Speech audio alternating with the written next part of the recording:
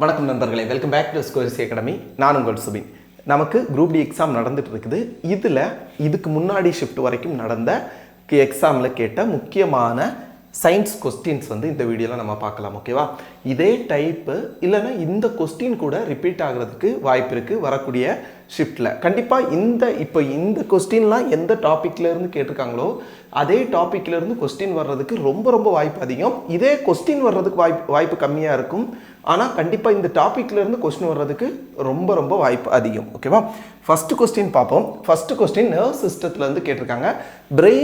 Brain சம்மந்தமாக இல்லைனா human பாடியில் இருக்கக்கூடிய முக்கியமான சிஸ்டம் இது சர்க்குலேட்டரி சிஸ்டம், இரத்த ஓட்ட மண்டலம், அதே மாதிரி நர்வ் சிஸ்டம், நரம்பு மண்டலம், இதில் இருந்து கொஸ்டின் அதிகமாக கேட்குறாங்க. இப்போது இந்த ஷிஃப்ட் இதுக்கு முந்தின நாள் வரைக்கும் நடந்து முடிஞ்ச வெள்ளிக்கிழமை வரைக்கும் நடந்து முடிஞ்ச ஷிஃப்ட்டில் வெள்ளிக்கிழமை எக்ஸாமில் நினைக்கிறேன் வியாழக்கிழமை வரைக்கும் நடந்து முடிஞ்ச எக்ஸாமில் அதிலிருந்து கொஸ்டின் கேட்டிருக்காங்க. ஓகேவா? ஃபர்ஸ்ட் கொஸ்டின் பார்ப்போம். What is the main function of synapse in neuron? What is the main function of synapse in a neuron? ஓகேவா? நியூரானில் உள்ள சினாப்ஸின் முக்கிய பணி என்ன? சினாப்ஸ் அப்படிங்கிறதுக்கு தமிழ்லையும் சினாப்ஸ் தான் கொடுத்துருக்காங்க. அதுக்கு வேறு தனி தமிழ் பேர் கிடையாது. நீங்கள் கீழே ஆப்ஷன் என்ன அப்படிங்கக்கூடியதை நீங்கள் கீழே கமெண்ட் பண்ணுங்கள். நான் எக்ஸ்பிளைன் பண்ணதுக்கப்புறம் உங்களுக்கு அதில் ஏதாவது மிஸ்டேக் வருது அப்படின்னா நம்ம திருத்திக்கலாம். ஓகேவா? உங்களுக்கு ஆன்சர் தெரியும்னாலும் இல்லைன்னா உங்களுக்கு ஓரளவு இந்த இதில் ஏதோ ஒரு ஆப்ஷன் தான் வரும் அப்படின்னு இருந்தாலும் நீங்கள் அதை கீழே கமெண்ட் பாக்ஸில் கமெண்ட் பண்ணுங்கள். ஃபஸ்ட்டு ஆப்ஷன் பாருங்கள். Transmitting the nerve impulse from one neuron to next. ஒரு நியூரானிலிருந்து மற்றொரு நியூரானுக்கு நரம்பு தூண்டலை கடத்துதல். ரெண்டாவது, பியூரிஃபைங் த பிளட். மூணாவது, ப்ரொவைடிங் எனர்ஜி டு மசில்ஸ். நாலாவது, ஸ்டோரிங் ஹார்மோன்ஸ். ஓகேவா? தசைகளுக்கு ஆற்றல் வழங்குதல். அடுத்து ஹார்மோன்களை சேமித்தல் அப்படிங்கிறது ஆப்ஷன் டி. இந்த டாபிக் நீங்கள் படிக்கலனா கூட நியூரான் அப்படின்னு கொடுத்துட்டாங்க. அப்போனா நரம்பு ரிலேட்டடானது. ஓகேவா? நியூரான் அப்படிங்கக்கூடியது நரம்பு ரிலேட்டடானது அப்படின்னு தெரிஞ்சிருந்தாலே நம்ம இந்த 3 ஆப்ஷனையும் எலிமினேட் பண்ணிவிட்டு இந்த ஆப்ஷனை நம்மளால் செலக்ட் பண்ண முடியும். ஸோ நீங்கள் ஒரு எக்ஸாம் அட்டன் பண்ணுறீங்க, அதில் ஒரு கொஸ்டினை வாசிக்கும் போது உங்களுக்கு தெரியாத டாப்பிக்காக இருக்குது, அதுக்கு ஆன்சர் எக்ஸாக்ட் ஆன்சர் என்னன்னு தெரியலை அப்படின்னா கீழே இருக்கக்கூடிய கமெண்ட்டை நீங்கள் இந்த கீழே இருக்கக்கூடிய கமெண்ட் சொல்கிறேன் பாருங்கள். கீழே இருக்கக்கூடிய ஆப்ஷன்ஸை நீங்கள் பார்க்கணும். ஆப்ஷனை பார்க்கும்போது ஈஸியாக சில கொஸ்டினை உங்களால் சால்வ் பண்ண முடியும். எக்ஸாமில் இந்த இதை ட்ரை பண்ணி பாருங்கள். ஓகேவா? சும்மா குருட்டாம்போக்கில் கெஸ் பண்ணக்கூடாது. இந்த மாதிரி சில கொஸ்டினை ஈஸியாக இது பண்ண முடியும். அந்த மாதிரி கொஸ்டினை மட்டும் அட்டன் பண்ணணும். சில கொஸ்டினை தெரியாத கொஸ்டினை சும்மா ஆப்ஷனை வச்சு ஒரு தோராயமாக போட்டுட்டு வரக்கூடாது. ஓகேவா? அப்போ இதுக்கு ஆன்சர் என்னென்னா transmitting nerve impulse from one neuron to next. ஓகேவா? ஒரு நியூரானிலிருந்து மற்றொரு நியூரானுக்கு நரம்பு தூண்டலை கடத்துதல். அது எப்படி கடத்துது அப்படிங்கக்கூடியதை பார்க்கலாம். ஃபஸ்ட்டு நர்வ் செல் எப்படி இருக்கும் அப்படிங்கிறத பாருங்கள். இதுதான் நரம்பு நர்வ் செல். ஓகேவா? நியூரான் அப்படின்னு சொல்லுவாங்க. தமிழ்லையும் நியூரான் தான், இங்கிலீஷ்லையும் நியூரான் தான். ஓகேவா? நரம்பு செல். இதில் இந்த தலைப்பகுதி இருக்குது தெரியுமா? இதில் தான் உட்கரு இருக்கும் இல்லைன்னா நியூக்ளியஸ் இருக்கும். இதுதான் உட்கரு இல்லைன்னா நியூக்ளியஸ். நரம்பு செல்லில் இருக்கக்கூடிய நியூக்ளியஸ். இதில் இந்த பகுதி, ஒரு நிமிஷம், இந்த பகுதி டென்ட்ரில் அப்படின்னு சொல்லுவாங்க. இது டென்ட்ரைட்டுகள். தமிழில் டென்ட்ரைட்டுகள், இங்கிலீஷ்லேயும் அதே பேர் தான், டென்ட்ரைட்ஸ். இந்த பகுதியெல்லாம் டென்ட்ரைட்ஸ் அப்படின்னு சொல்லுவோம். இதில் இந்த வால் மாதிரி வரக்கூடியது என்ன அப்படின்னா ஆக்சான் அப்படின்னு சொல்லுவோம். இதில் இந்த ஒன்னொன்றும் ரொம்ப முக்கியம். நர்வ் செல்லில் டெயில் மாதிரி இல்லைன்னா வால் மாதிரி வரக்கூடியது என்னன்னு கேட்பாங்க. அது பேர் ஆக்சான். இந்த பகுதிக்கு டென்ட்ரைல். இந்த ஆக்சானை மூடிட்டு ஒரு இந்த பல்ஜாக இருக்கு பாருங்க. இது பேர் என்ன சொல்லுவோம் அப்படின்னா மைலின் உறை அப்படின்னு நம்ம சொல்லுவோம். மைலின் உறை. ஓகேவா? மைலின் செல்த் அப்படின்னு இங்கிலீஷில் இருக்குது. மைலின் உறை. இந்த உறை இது அப்படியே இது ஆக்சான். இதுக்கு மேலே மைலின் உறை அப்படியே ஃபுல்லாக இந்த மாதிரி இருக்காது, கணுக்கணுவாக இருக்கும். இப்படி கணுக்கணுவாக இருக்கும். இந்த கணுவை என்ன சொல்கிறோம் அப்படின்னா ரென்வீரின் கணுக்கள். இந்த கேப்பை ரென்வீரின் கணுக்கள் அப்படின்னு சொல்லுவோம். ரென்வீர் மோட்ஸ். ஓகேவா? ரென்வீர் மோடு கிடையாது, ரென்வீர் நோடு அப்படின்னு சொல்லுவோம். இந்த உரைக்கு பேர் மைலின் உரை. அதுக்கடுத்து இந்த ஆக்சானோட இந்த லாஸ்ட் எண்ட் ஒரு மாதிரி இந்த மாதிரி இப்படி இருக்கும். ஓகேவா? கிளைத்து இருக்கும். ஒரே ஆக்சான் வந்து ஒரே வால் மாதிரி வந்து கீழே வந்து இப்படி ஆக்சான் வந்து கீழே இப்படி இதாக கிளைத்து இருக்கும். இது நம்ம இந்த நர்வ் செல் எப்படி ஃபங்க்ஷன் ஆகுது அப்படின்னா, இப்போ நம்ம வந்து ஒரு சூடான ஒரு இதில் மேலே நம்ம இப்படி கையை வச்ச உடனே இந்த நர்வ் செல் என்ன பண்ணோம்னா சென்ஸ் பண்ணி இது ஹீட்டாக இருக்குது அப்படிங்கக்கூடிய இதை நம்ம மூளைக்கு அனுப்பும். மூளை உடனே கட்டளையிடும் கையை எடுக்கிறதுக்கு. அப்படி தான் நம்ம டக்குன்னு கையை எடுக்கிறோம். இதெல்லாம் வந்து ரொம்ப ஃப்ராக்ஷன் ஆஃப் செகண்டை விட கம்மியான டைமில் இதெல்லாம் நடந்து முடிஞ்சிடும். அப்படி இது சிக்னலை எப்படி கடத்துது அப்படின்னா, இந்த இடத்துல ஒரு நிமிஷம், இந்த இடத்துல இதே மாதிரி ஒரு நரம்பு செல் இந்த இடத்துல இருக்கும். இதுக்கு முன்னாடி இருக்கும். அதில் இந்த வால் இருக்கும். இல்லைன்னா இந்த செல்லையே எடுத்துக்கோங்க. இந்த செல்லில் மேலே இந்த செல்லில் இந்த பகுதி என்ன பண்ணுன்னா சென்ஸ் பண்ணும். ஓகேவா? டென்ட்ரைட்டுகள் சென்ஸ் பண்ணும். இப்போ ஹீட்டா இல்லைனா வந்து கோல்டா அப்படிங்கக்கூடிய என்ன இது அப்படிங்கக்கூடிய சென்ஸ் பண்ணி இந்த இப்படி இங்கே நியூக்ளியஸுக்கு வந்து அந்த சிக்னல் இந்த ஆக்சான் வழியாக இப்படி வரும். இப்படி வந்து இந்த ஆக்சானோட இந்த கிளைத்த பகுதி இருக்குது தெரியுமா, இது இன்னொரு டென்ட்ரைட்டு இன்னொரு நர்வ் செல்லோட இந்த டென்ட்ரைட்டு கூட ஜாயின் ஆகும். அது அப்படியே டச் ஆகாது, கொஞ்சம் ஒரு கேப் இருக்கும், ஒரு மைன்யூட்டான ஒரு கேப் இருக்கும். ஓகேவா? அந்த கேப்பில் அந்த டச் ஆகும்லே அந்த இன்ஃபர்மேஷன் இந்த ஆக்சானோட இந்த கிளைத்த பகுதியிலேருந்து இன்னொரு நர்வ் செல்லோட இந்த டென்ட்ரைலுக்கு போயிடும். அப்படியே தான் அது மூளை வரைக்கும் அந்த சிக்னல் கடத்தப்படுது. இந்த கேப் இருக்கும்னு சொன்னேன் தெரியுமா, இந்த ஆக்சானோட இந்த கிளைத்த பகுதியில் ஒரு கேப் இருக்குன்னு சொன்னேன். அந்த கேப்பு பேர் தான் என்னென்னா சினாப்ஸ் அப்படின்னு சொல்லுவோம். ஓகேவா? அப்போது இந்த நர்வ் செல்லை பொறுத்த வரைக்கும் நீங்கள் தெரிஞ்சிருக்க வேண்டிய முக்கியமான வார்த்தைகள் என்னென்ன அப்படின்னா, இது இங்கிலீஷில் இந்த இடத்துல இருந்துச்சு. ஓகே, இங்கிலீஷில் இல்லை, சாரி. இதில் நீங்கள் முக்கியமாக தெரிஞ்சிக்க வேண்டியது என்னெல்லாம் அப்படின்னா, இந்த டென்ட்ரைட்டுகள் எந்த செல்லில் இருக்கும் அப்படின்னு கேட்பாங்க. அது எதுக்கு யூஸ் ஆகுனா அந்த சிக்னலை ரிசீவ் பண்ணுறதுக்கு. ஓகேவா? அதுக்கப்புறம் இந்த ஆக்சான் வால் மாதிரி டெயில் மாதிரி இருக்கக்கூடிய பகுதி என்ன அப்படின்னு கேட்பாங்க. அது இங்கிலீஷ்லேயும் ஆக்சான் தான், தமிழ்லேயும் ஆக்சான் தான். இந்த வாலோட எண்டு பகுதி இப்படி கிளைத்து இருக்கும். ஓகேவா? இந்த மாதிரி விரிஞ்சிருக்கும். இதில் இருந்து சிக்னல் இன்னொரு டென்ட்ரைட்டுக்கு போகும்போது அந்த கேப் என்ன அப்படின்னு கேட்பாங்க, சினாப்ஸ். ஓகேவா? அதே மாதிரி இதோட இந்த கவர், இந்த ஆக்சான் மேலே இருக்கக்கூடிய அந்த கவருக்கு உரைக்கு பேர் என்ன, மைலின் உரை. அந்த மைலின் உரை ஃபுல்லாக அப்படி கவர் ஆகாது, ஒரு நோடு இந்த மாதிரி இருக்கும். இதில் இந்த கேப், இந்த நோடுக்கு அதுக்கு பேர் என்னன்னு கேட்பாங்க, ரென்வீரின் கணுக்கள் இல்லைன்னா ரென்வீர் நோட்ஸ். அப்போது இந்த ஒரு நர்வ் செல் எடுத்துட்டிங்கன்னா அதில் எவ்வளோ கொஸ்டின் கேட்க முடியுது பார்த்துக்கோங்க. ஸோ இந்த நர்வ் செல்லேருந்து இப்போ வந்து சினாப்ஸஸை பற்றி கேட்டிருக்காங்க. சினாப்ஸ் அப்படின்னா இந்த ஆக்சானோட இந்த கிளைத்த பகுதிக்கும் இன்னொரு நர்வ் செல்லோட இந்த டென்ட்ரைலுக்கும் இடைப்பட்ட கேப்பு. ஆக்சானை பற்றி இந்த சினாப்ஸை பற்றி கேட்டிருக்காங்க. நெக்ஸ்ட்டு உங்களுக்கு இந்த மைலின் உரையை பற்றியோ இல்லைன்னா ரென்வீரின் கணுக்களை பற்றியோ இல்லைன்னா இந்த டென்ட்ரைட்டுகளை பற்றியோ கேட்குறதுக்கு, ஆக்சானை பற்றியோ கேட்குறதுக்கு வாய்ப்பு இருக்குது வரக்கூடிய எக்ஸாம்ஸில். ஓகேவா? நெக்ஸ்ட் கொஸ்டின் பார்ப்போமா? செகண்ட் கொஸ்டின் என்ன ஆன்சர் அப்படிங்கக்கூடியதை நீங்கள் கீழே கமெண்ட் பாக்ஸில் கமெண்ட் பண்ணுங்கள். ஒரு நிமிஷம், கீழே கமெண்ட் பாக்ஸில் செகண்ட் கொஸ்டின் நம்பர் போட்டு ஆப்ஷன் ஏயா பியா அப்படிங்கக்கூடியது கமெண்ட் பண்ணுங்கள். On which factor does the potential energy of an object depend? ஒரு பொருளின் நிலையாற்றல் எவற்றை பொறுத்தது? ஓகேவா? அப்படின்னு கேட்டிருக்காங்க. ஒரு பொருளின் நிலையாற்றல் எவற்றை பொறுத்தது? Only on mass, option A, நிறையை மட்டும் பொறுத்தது. ஆப்ஷன் பி என்னன்னா உயரத்தை மட்டும் பொறுத்தது இல்லைன்னா ஹைட்டை மட்டும் பொறுத்தது. Option C mass, gravitational acceleration, height, புவியீர்ப்பு முடுக்கம், அதேமாதிரி உயரம். ஆப்ஷன் டி என்னன்னா ஒன்லி ஸ்பீடு. இதில் இதோட ஆன்சர் என்ன அப்படிங்கக்கூடியதை கீழே கமெண்ட் பாக்ஸில் கமெண்ட் பண்ணுங்கள். ஒரு ஃபார்முலா இருக்குது, நமக்கு வந்து நிலையாற்றலுக்கு ஒரு ஃபார்முலா இருக்குது. அது ஃபார்முலா என்ன அப்படின்னா, potential energy equal to mgh. ஓகேவா? mgh பொட்டன்ஷியல் எனர்ஜி mgh பொறுத்தது. m அப்படின்னா என்னன்னா அந்த பொருளோட மாஸ். ஓகேவா? இப்போ நிலையாற்றல் இல்லைன்னா வந்து பொட்டன்ஷியல் எனர்ஜி அப்படிங்கக்கூடியது எப்போல்லாம் வரும் அப்படின்னா, இப்போ ஒரு நீரை வந்து நம்ம ஒரு டேமில் ஸ்டோர் பண்ணி வைக்கிறோம். ஒரு டேமில் உயரமான இடத்துல நம்ம வந்து ஸ்டோர் பண்ணி வைக்கிறோம். இப்போ அந்த டேமில் அங்கே இருக்கக்கூடிய நீர் அதில் என்ன எனர்ஜி இருக்குது அப்படின்னா பொட்டன்ஷியல் எனர்ஜி இருக்குது.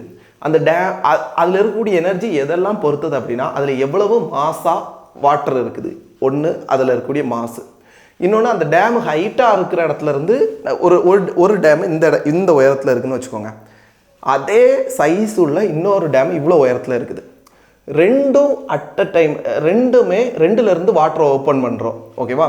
எதுலேருந்து வரக்கூடிய வாட்டர் ஃபோர்ஸாக வரும்? கீழே இருக்கக்கூடியதுலையா மேலே இருக்கக்கூடியதுலையா? மேலேருந்து வரக்கூடியது. ஸோ ஹைட்டு வேரி ஆகும்போது நமக்கு பொட்டன்ஷியல் எனர்ஜி அதிலேருந்து வரக்கூடிய எனர்ஜி வேரி ஆகும். ஓகேவா? அப்படி அப்போது ஹைட்டு, இன்னொன்று வந்து எவ்வளோ சைஸில் இருக்குது அது, இன்னொன்று வந்து புவியீர்ப்பு முடுக்கம். ஓகேவா? ஜி, இந்த ஜியையும் பொறுத்தது. ஜியோட வேல்யூ வந்து ஸ்டாண்டர்டாக 9.81 m/s² அப்படின்னு சொல்லுவோம். ஜியோட வேல்யூ புவியீர்ப்பு முடுக்கம் 9.81 m/s² தான் புவியீர்ப்பு முடுக்கத்தோட வேல்யூ, இந்த ஜியோட வேல்யூ. இந்த ஜி வேரி ஆகுமா, எல்லா இடத்துலையும் ஒரே மாதிரி தானா அப்படின்னு கேட்டால் கிடையாது. நம்ம எர்த்லேயே இப்போ பூமத்திய ரேகை இல்லைன்னா வந்து ஈக்குவேட்டர் பகுதியில் இந்த ஜியோட வேல்யூ கம்மியாக இருக்கும். ஓகேவா? இதுவே துருவ பகுதிக்கு போகும்போது துருவ பகுதியை நோக்கி போக போக எர்த்தோட இன்னொரு எண்டை நோக்கி போகும்போது நமக்கு வந்து அங்கே ஜியோட வேல்யூ அதிகமாகிக்கிட்டே போகும். இந்த ஜியோட வேல்யூ கம்மியாக இருந்தால் தான் நம்ம இங்கேருந்து ஒரு பொருளை மேலே தூக்கி போடுறோம் அப்படின்னா அந்த ஒரு பெரிய சிரமம் இல்லாமல் அது போகும். அதனால தான் ராக்கெட் ஏவுதளத்தெல்லாம் நார்த் இந்தியாவில் வைக்காமல் சவுத் இந்தியாவில் வச்சுருக்கிறதுக்கு காரணம் அதுதான். ஏன்னா இதுவும் இந்த கொஸ்டின் உங்களுக்கு கேட்பாங்க, ராக்கெட் ஏவுதளம் அதெல்லாம் எதுக்கு சவுத் இந்தியாவில் வச்சுருக்காங்க, ஸ்ரீஹரிகோட்டா அதேமாரி கேரளாலலாம் வச்சுருக்குறாங்க. எதுக்கு அப்படின்னா சவுத்தில் பூமத்திய ரேகை பகுதிக்கு கிட்ட இருக்குது, இல்லைன்னா ஈக்குவேட்டருக்கு கிட்ட இருக்குது. ஈக்குவேட்டர் கிட்ட வர வர என்ன ஆகும்னா ஜியோட அந்த புவியோட ஈர்ப்பு முடுக்கம் கம்மியாகும். அப்படி கம்மியாகும்போது நமக்கு ஈஸியாக கம்மியான எனர்ஜி செலவில் நம்ம வந்து ராக்கெட்டை செலுத்த முடியும். இதுவே நார்த்தில் வச்சோம் அப்படின்னா அங்கே வந்து புவியீர்ப்பு முடுக்கம் இங்கே விட கொஞ்சம் அதிகமாக இருக்கும். அது ராக்கெட் செலுத்துகிற அந்த இதிலெல்லாம் கம்பேர் பண்ணும்போது அதுக்கு அதிக எனர்ஜி தேவைப்படும். இன்னொரு விஷயம் சேஃப்டி, அங்கே பாகிஸ்தான்காரங்க வந்து குண்டை போட்டுருவாங்க அப்படிங்கிறதுக்காக. ஓகேவா? அப்போ நெக்ஸ்ட் கொஸ்டின் பார்ப்போம். இதுக்கு ஆன்சர் என்ன அப்படின்னா ஒன்று மாசு, இன்னொன்று gravitation acceleration, height. Option C தான் இதுக்கு கரெக்டான ஆன்சர். நிறை, புவியீர்ப்பு முடுக்கம் மற்றும் உயரம் அப்படிங்கக்கூடியதான் இதோட ஆன்சர். தேர்ட் கொஸ்டின் பார்ப்போமா? தேர்ட் கொஸ்டின், வேர் ஷுட் இதுக்கு ஆன்சர் பண்ண ட்ரை பண்ணுங்க. Where should an object be placed in front of convex lens so that the image is same size as the object? ஒரு குவி வில்லை அப்படின்னு இதில் ChatGPTல டிரான்ஸ்லேட் பண்ணது, அதனால தான் தப்பாக வந்திருக்குது. இது குவி வில்லை கிடையாது. நம்ம ஸ்கூல் புக்கில் வந்து குவி லென்ஸ்னே தான் கொடுத்துருக்காங்க, வில்லைன்லாம் கிடையாது. ஓகேவா? ஒரு குவி லென்ஸ் முன் ஒரு பொருளை எங்கு வைத்தால் அதன் பிம்பம் பொருளின் அதே அளவில் உருவாகும் அப்படின்னு கேட்டிருக்காங்க. ஒரு லென்ஸ் இருக்குது, லென்ஸில் எந்த இடத்துல அந்த ஆப்ஜெக்ட் வைக்கும்போது உருவாகக்கூடிய இமேஜ் இல்லைன்னா வந்து பிம்பமும் பொருள் எந்த ஹைட்டில் இருக்கோ அதே ஹைட்டு கிடைக்கும் அப்படின்னு கேட்டிருக்காங்க. நான் இதில் இருந்து கொஸ்டின் இப்போ நடந்துட்டு இருக்கக்கூடிய குரூப் டி எக்ஸாமில் லைட்டில் இந்த லென்ஸு மிரரு குறிப்பாக இந்த இமேஜ் எங்கே ஃபார்ம் ஆகும், அதில் இமேஜோட டைப் என்ன, மெய் பிம்பமா மாய பிம்பமா, இந்த மாதிரியான கொஸ்டின் கேட்குறாங்க. நெக்ஸ்ட்டு ஷிஃப்ட் போகிறவங்க மற்ற எந்த டாப்பிக்கை நீங்கள் பார்க்கலனாலும் பிரச்சனை இல்லை, இதை கட்டாயம் பார்த்துட்டு போங்க இதுலேருந்து. ஏன்னா இது ரிப்பீட் ஆகிட்டு ரொம்ப ரிப்பீட் ஆகுது இந்த ஒரே டாப்பிக்லேருந்து, இமேஜ் எங்கே ஃபார்ம் ஆகும் அப்படிங்கக்கூடியது. இது குருட்டு மனப்பாடம் பண்ணால் இந்த கொஸ்டினை வந்து நீங்கள் போடவே முடியாது. இது தப்பாக ஆகிக்கிட்டே இருக்கும், மறந்துகிட்டே இருக்கும். இது கரெக்டாக கான்செப்ட் கிளியராக பார்த்தா தான் புரியும். நான் மிரரை பற்றி ஆல்ரெடி ஒரு வீடியோ பண்ணியிருக்கிறேன், எங்கே இமேஜ் ஃபார்ம் ஆகும் அப்படிங்கிற மாதிரி ஒரு 2 வாரத்துக்கு முன்னாடி தான் பண்ணேன். அந்த அந்த வீடியோ லிங்கை டிஸ்கிரிப்ஷன் பாக்ஸில் கொடுக்குறேன். ஓகேவா? அதில் ஃபஸ்ட்டு மிரரை பற்றி பாருங்கள், மிரரை பற்றி எங்கே இமேஜ் ஃபார்ம் ஆகுங்கிறதையும் பாருங்கள். அதே மாதிரி மெய் பிம்பம்னா என்ன, மாய பிம்பம்னா என்ன அப்படிங்கிறதும் சொல்லியிருக்கிறேன், அதுவும் கிளியர் பண்ணுங்கள். ஓகேவா? இன்னொரு வீடியோவில் இந்த மிரரில் இருக்கக்கூடிய கணக்குகள், மேக்னிஃபிகேஷனை பற்றியும் மிரர் ஃபார்முலா, லென்ஸ் ஃபார்முலாவை பற்றி நடத்தியிருக்கிறேன். அந்த லிங்கும் கீழே கொடுக்குறேன், கட்டாயம் அதை பாருங்கள். அதுக்கப்புறம் அதை பார்த்துட்டு லென்ஸு பற்றி பார்த்தா தான் உங்களுக்கு புரியும். இன்றைக்கி நான் லென்ஸில் இமேஜ் எங்கெங்கே ஃபார்ம் ஆகும் அப்படிங்கக்கூடிய வீடியோவும் அப்லோடு பண்ணுறேன். நீங்கள் அந்த மிரரை பார்த்தாலே மேக்ஸிமம் நீங்கள் இதுக்குமே ஆன்சர் பண்ணுற மாதிரி இருக்கும். நான் இதுக்கும் தனியாக ஒரு வீடியோ அப்லோட் பண்ணுறேன். இது கட்டாயம் பார்த்துட்டு போங்க, குரூப் டி எக்ஸாமில் கேட்குறாங்க. இது வந்து நிறைய பேர் இந்த கொஸ்டினை போட்டுக்கிட மாட்டாங்க.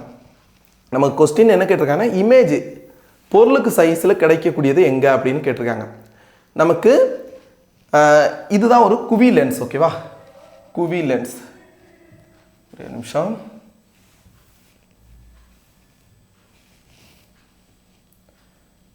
இதுதான் ஒரு குவி லென்ஸ். எதுக்குன்னா இப்படி குவிஞ்சு இருக்கிறதுனால இது பேர் குவி லென்ஸ் அப்படின்னு சொல்கிறோம். இந்த குவி லென்ஸில் இந்த பகுதியை தான் என்ன சொல்கிறோன்னா ஆப்டிக்கல் சென்டர் அப்படின்னு சொல்லுவோம். இந்த இதை 2f1 நமக்கு எப்படி சென்டர் ஆஃப் கர்வேச்சர் அங்கே வருதோ அதே மாதிரி இங்கே இல்லை மிரரில் எப்படி சென்டர் ஆஃப் கர்வேச்சர் வருதோ அதே மாதிரி இங்கே அந்த சிக்கு பதிலாக 2f1 அப்படின்னு நம்ம குறிப்போம். 2f1. இந்த 2f1ல் நம்ம பொருளை வைக்கிறோம். இதிலிருந்து போகக்கூடிய ஒளிக்கற்றை இப்படி போய் இந்த மாதிரி போகுது. ஒன்று இப்படி போகுது, இன்னொன்று இந்த ஆப்டிக்கல் சென்டர் வழியாகவே போகுது.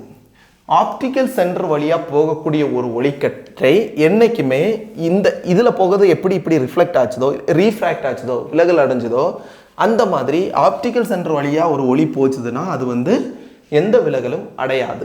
ஸோ இது ரெண்டும் போய் மீட் ஆகிற இடத்துல நமக்கு இமேஜ் ஃபார்ம் ஆகும். ஓகேவா, இமேஜ் ஃபார்ம் ஆகும். இது எங்கே ஃபார்ம் ஆகுது அப்படின்னா நம்ம 2f1ல் பொருளை வச்சா இமேஜ் எங்கே ஃபார்ம் ஆகும் அப்படின்னா 2f2ல் ஃபார்ம் ஆகும். இந்த f1 எப்படி f2 எப்படி இதெல்லாமே வந்து நான் இன்னொரு வீடியோவில் கிளியராக உங்களுக்கு சொல்கிறேன். ஓகேவா, நீங்கள் ஜஸ்ட் இப்போது 2f1ல் வச்சா 2f2ல் ஃபார்ம் ஆகும். இந்த இடத்துல வைக்கக்கூடியது மட்டும்தான் நமக்கு இமேஜும் பொருளும் ஒரே சைஸில் கிடைக்கும்.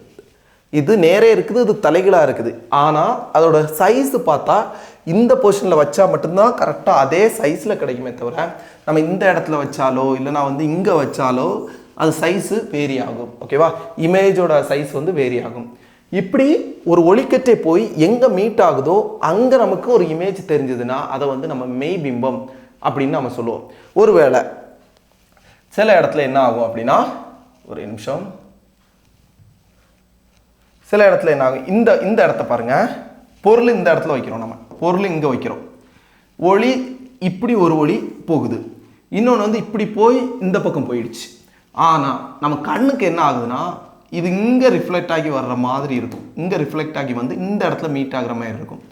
இப்படி ஒரு ஒளிக்கற்றை உண்மையிலே மீட் ஆகாமல் நம்ம கண்ணுக்கு அது மீட் ஆகிற மாதிரி தெரியுது அப்படின்னா அந்த இடத்துல உருவாகக்கூடிய இமேஜ் வந்து மாயபிம்பம் இல்லைனா வந்து விர்ச்சுவல் இமேஜ் அப்படின்னு சொல்லுவோம்.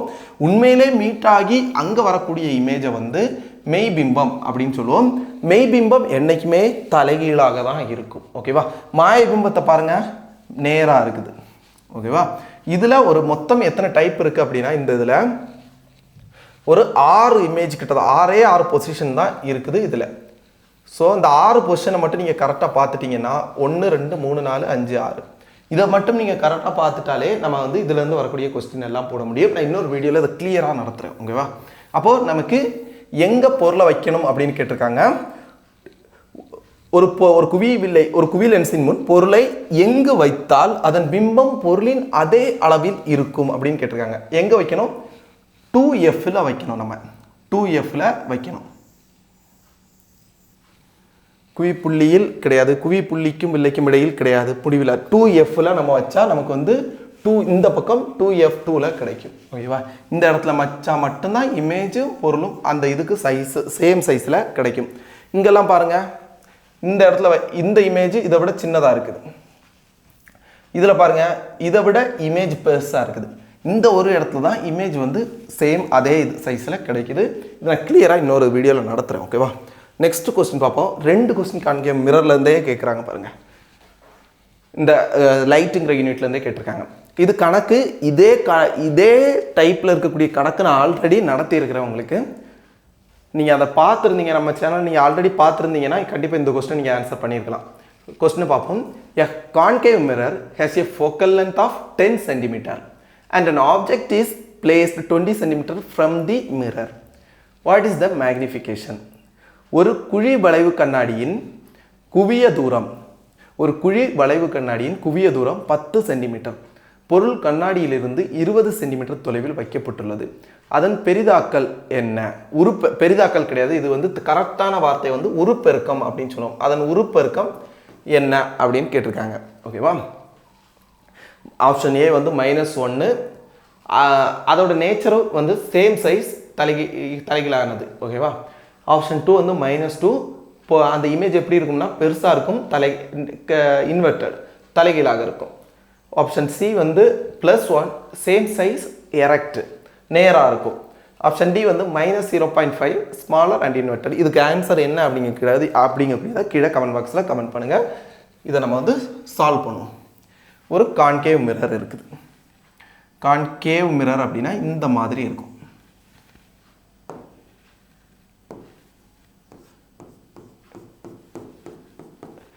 ஒளி ரிஃப்ளெக்ட் ஆகக்கூடியது இந்த குழிந்த பகுதியில் ரிஃப்ளெக்ட் ஆகும். அதனால தான் அதை நம்ம வந்து கான்கேவ் அப்படின்னு சொல்கிறோம். இது வந்து ஒரு கற்பனையான ஒரு கோடு. ஓகேவா? இந்த மிரரோட சென்டர் வழியாக போகக்கூடிய ஒரு கற்பனையான கோடு. அந்த சென்டரை நம்ம என்னென்னு சொல்லுவோம் அப்படின்னா போல் அப்படின்னு சொல்லுவோம். இல்லைனா வந்து ஆடி மையம். போல் இல்லைனா ஆடி மையம் அப்படின்னு நம்ம சொல்லுவோம். ஓகேவா? இதில் பொருள் எங்கே இருக்குது? ஒரு குழியாடி வளைவாடி மீது குவிய தூரம் கொடுத்துருக்காங்க 10 சென்டிமீட்டர். பொருள் வந்து 20 சென்டிமீட்டர் தூரத்தில் இருக்குது. ஓகேவா? குவிய தூரம் இதை தான் நம்ம வந்து இதில் எஃப்ங்கக்கூடியதை தான் நம்ம வந்து குவிய தூரம் குவியம் அப்படின்னு சொல்கிறோம். எஃப்னா என்னென்னா இந்த மிரரில் ஒரு ஒளி படும்போது ரிஃப்ளெக்ட் ஆகி இந்த முதன்மை அச்சில் எந்த இடத்துல படுதோ அதை தான் நம்ம வந்து குவியம் அப்படின்னு சொல்கிறோம். எல்லா இடத்துலையும் படாது. இங்கே ரிஃப்ளெக்ட் ஆகிறது கரெக்டாக எங்கே நம்ம பொருளை வச்சாலும் ரிஃப்ளெக்ட் ஆகி இந்த ஒளி வந்து போகக்கூடியது ஒரு இடத்துல குவியும். அந்த குவியத்தை தான் நம்ம வந்து குவியம் இல்லைனா வந்து ஃபோக்கஸ் அப்படின்னு நம்ம சொல்லுவோம். இந்த குவியத்தில் குவிய தூரம் என்னன்னு கொடுத்துருக்காங்க அப்படின்னா, குவிய தூரம்னா இந்த போலுக்கும் இந்த ஃபோக்கஸுக்கும் இடைப்பட்ட டிஸ்டன்ஸ் என்ன அப்படின்னா 10 சென்டிமீட்டர். ஓகேவா? நம்ம ஆப்ஜெக்டை வந்து மிரருக்கு முன்னாடி தான் வைப்போம். இந்த பக்கம் தான் வைப்போம். ஆப்ஜெக்ட் இதுதான் ஆப்ஜெக்ட்னு வச்சுக்கோங்க. ஆப்ஜெக்ட்டுக்கும் மிரருக்கும் இடைப்பட்ட டிஸ்டன்ஸ் என்னன்னா 20 சென்டிமீட்டர். 20 சென்டிமீட்டர். நமக்கு என்ன கேட்டிருக்காங்கன்னா இமேஜ் எவ்வளோ சைஸில் கிடைக்கும், பொருளை கம்பேர் பண்ணும்போது இமேஜ் எவ்வளோ இதில் இருக்கும், இப்போ எத்தனை மடங்கு இருக்கும் அப்படின்னு கேட்டிருக்காங்க. அதான் உருப்பெருக்கம் என்ன, மேக்னிஃபிகேஷன் என்னன்னு கேட்டிருக்காங்க. இந்த கொஸ்டினை சால்வ் பண்ணுறதுக்கு இந்த சைன் கன்வர்ஷன் அப்படிங்கக்கூடியதை நீங்கள் கண்டிப்பாக தெரிஞ்சிருக்கணும். குறியீடு இந்த சைடு இருக்கக்கூடியது எல்லாமே நம்ம வந்து மைனஸில் குறிப்போம். ஓகேவா? மைனஸ்ங்கக்கூடிய குறியீட்டில் குறிப்போம். இதுவே இந்த சைடில் எது வந்தாலும் இப்போ இமேஜ் இந்த சைடுக்கு வருது அப்படின்னா இதை நம்ம வந்து ப்ளஸ் அப்படிங்கக்கூடிய குறிப்போம், அப்படிங்கக்கூடிய குறியீடில் குறிப்போம். இப்போது அப்போ இந்த பக்கம் குவிய தூரம் என்ன சொல்லுவோம் 10 சென்டிமீட்டர். இது +10னா -10 அப்படின்னா -10 சென்டிமீட்டர். இந்த மைனஸ் ப்ளஸ்ங்கக்கூடியது நம்ம கணக்கில் வரக்கூடிய மைனஸ் ப்ளஸ் கிடையாது. இதில் குறியீடு இது வந்து ஜஸ்ட் எந்த சைடுங்க இருக்குது அப்படிங்கக்கூடியதை குறிக்கிறது. ஓகேவா? அதே மாதிரி இப்போ இமேஜ் வந்து இப்படி இருக்குது, பொருள் வந்து இப்படி இருக்குது, இந்த கோட்டுக்கு இந்த முதன்மை அச்சுக்கு மேலே இருக்குது. நீங்கள் இந்த ஒரு கொஸ்டினை மட்டும் கிளியராக கவனிச்சிங்க அப்படின்னா இதுலேருந்து வரக்கூடிய நிறைய கொஸ்டினை உங்களால் போட முடியும். இதில் இந்த கான்செப்ட் இந்த சைனோட கான்செப்ட் உங்களுக்கு புரியலை அப்படின்னா கண்டிப்பாக இந்த சைனோட கான்செப்ட் நீங்கள் கிளியர் பண்ணலை அப்படின்னா இதுலேருந்து வரக்கூடிய கொஸ்டின் எல்லாம் பண்ணவே முடியாது. ரொம்ப ரொம்ப கஷ்டம் இது. ஸோ சைனோட கான்செப்ட் வந்து இதை புரிஞ்சுக்கிட்டிங்கன்னா ரொம்ப ஈஸி. அது ரொம்ப சிம்பிள்.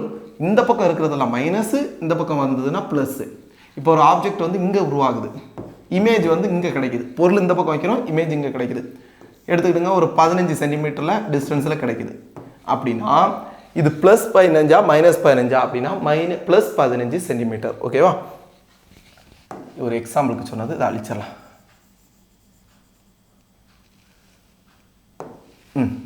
இப்போ இதுவே இமேஜ் வந்து இப்படி தலைகீழாக இந்த கோட்டுக்கு கீழே கிடைக்குது அப்படின்னா அதை நம்ம வந்து மைனஸ் குறியீட்டில் குறிப்போம். ஓகேவா? ரெண்டே குறியீடு தான். இந்த பக்கம் இருக்கிறது மைனஸு, இந்த பக்கம் வந்தால் ப்ளஸ்ஸு. அதே மாதிரி இப்படி நேராக இருந்தால் ப்ளஸ்ஸு, தலைகீழாக இருந்தால் மைனஸு. ஓகேவா? இந்த கொஸ்டினை சால்வ் பண்ணுவோமா? இதுக்கு ஒரு ஃபார்முலா இருக்குது. மிரர் ஃபார்முலா என்னன்னா 1/f = 1/v + 1/u. இது ஒரு ஃபார்முலா. இன்னொரு ஃபார்முலா இருக்குது என்னன்னா லென்ஸ் ஃபார்முலா இருக்குது. அதையும் தெரிஞ்சுக்கோங்க. ஓகேவா? அதுக்கப்புறம் இந்த கொஸ்டினை சால்வ் பண்ணலாம். லென்ஸ் ஃபார்முலா என்னன்னா 1/f = 1/v - 1/u. ஓகேவா? லென்ஸுக்கு மிரருக்கு ப்ளஸ் வரும், லென்ஸுக்கு மைனஸ் வரும். இதை நீங்கள் மிஸ் பண்ணிடக்கூடாது. லென்ஸு எஸ்ன்னு வருது, மைனஸ் அப்படின்னு சொல்கிற இடத்துலையும் நமக்கு எஸ் வருது. ஸோ லென்ஸுக்கு மைனஸ் அப்படின்னு ட்ரிக் வச்சுக்கோங்க. இது அடிக்கடி குழப்பம். ஓகேவா? இன்னொன்று, உருப்பெருக்கத்துக்கு ஒரு ஃபார்முலா இருக்குது. மேக்னிஃபிகேஷன், மிரரோட மேக்னிஃபிகேஷன் என்ன அப்படின்னா height of the image divided by height of object. Height இல்லைனா சைஸ் என்ன கொடுத்துருக்காங்களோ அதை நம்ம போட்டுருக்கலாம். இன்னொன்று இருக்குது மேக்னிஃபிகேஷனுக்கு, உருப்பெருக்கத்துக்கு இன்னொரு ஃபார்முலா இருக்குது. என்னென்னா v/u. இது பக்கத்திலேயே ஒரு குறியீடு இருக்காது, என்னென்னா -v/u. இதுவே மிரரோட இந்த லென்ஸோட மேக்னிஃபிகேஷனுக்கு வந்தோம் அப்படின்னா size of the image divided by size of the object.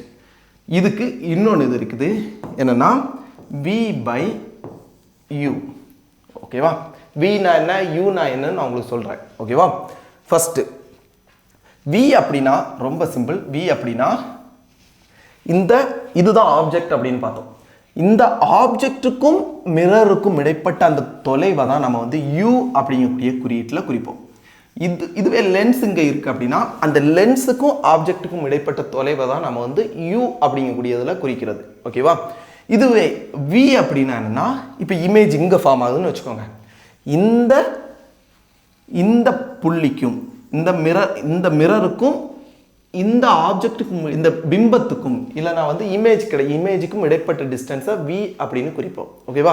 Image எங்கேனாலும் ஃபார்ம் ஆகலாம், இங்கே ஃபார்ம் ஆகலாம், இங்கே ஃபார்ம் ஆகலாம், இங்கே ஃபார்ம் ஆகலாம், எங்கேனாலும் இமேஜ் கிடைக்கலாம். அந்த இமேஜுக்கும் மிரருக்கும் அதை எக்ஸாக்டாக சொல்லணும் அப்படின்னா இமேஜுக்கும் இந்த ஆடி மையத்துக்கும் இல்லைனா போலுக்கும் இடைப்பட்ட தொலைவை தான் நம்ம வந்து v அப்படின்னும், இமேஜுக்கும் பொருளுக்கும் இடைப்பட்ட தொலைவை u அப்படின்னு குறிப்போம். இது மறந்துடுமே, சில நேரம் மறந்து போட்டுட்டோம். இப்போ யூங்கிற கூடியது இமேஜுக்கு அப்படின்னு போட்டுட்டோம் அப்படின்னா தப்பாயிருமே. அப்படின்னா இதுக்கு ஒரு ட்ரிக் இருக்குது. என்ன அப்படின்னா யூனா என்ன, உண்மை அப்படின்னு வச்சுக்கோங்க. யூ அப்படின்னா உண்மை அப்படின்னு வச்சுக்கோங்க. உண்மையாக இருக்கக்கூடியது என்னது, பொருள் தான் உண்மை, பிம்பம் உண்மை கிடையாது. ஸோ இந்த உண்மையான அந்த பொருளுக்கும் மிரருக்கும் இடைப்பட்ட தொலைவை தான் நம்ம வந்து யூ அப்படின்னு குறிக்கிறோம் அப்படின்னு வச்சுக்கோங்க. விர்ச்சுவலாக இருக்கக்கூடியது, விர்ச்சுவல் வாரியர் அப்படின்னு இருக்காங்களே, உண்மையானவங்க கிடையாது. அப்போ v அப்படின்னா விர்ச்சுவலாக இருக்கக்கூடிய அந்த இமேஜுக்கும் மிரருக்கும் இடைப்பட்ட டிஸ்டன்ஸ். ஓகேவா? அதே மாதிரி நம்ம மிரருக்கு formula 1/v + 1/u. லென்ஸுக்கு formula 1/v - 1/u. நமக்கு மைனஸுக்கு s வருது, லென்ஸுக்கும் s வருது அப்படின்னு வச்சுக்கோங்க. அப்போ லென்ஸ் ஃபார்முலாவுக்கு நமக்கு மைனஸ் வரும் அப்படின்னு வச்சுக்கோங்க. ஓகேவா? அதே மாதிரி உருப்பெருக்கத்துக்கு அந்த ஹைட் ஆஃப் த இமேஜ் இல்லைனா ஹைட் ஆஃப் த ஆப்ஜெக்ட் இல்லைனா சைஸ் கொடுத்துருக்காங்க அப்படின்னா size of the image divided by size of the object equal to, இல்லை அப்படின்னா இந்த இது கொடுக்கல, இன்னொரு விதத்தில் எப்படி மேக்னிஃபிகேஷன் கண்டுபிடிக்கலாம், v/u. இங்கே மைனஸ் வந்துன்னா இங்கே வராது அப்படின்னு வச்சுக்கோங்க. இங்கே மிரருக்கு பார்த்தோம் அப்படின்னா v/v/u. ஓகேவா? அப்போ உங்களுக்கு ஃபார்முலா கிளியர் ஆகிருக்கும். இப்போ நம்ம கொஸ்டினை சால்வ் பண்ணலாம்.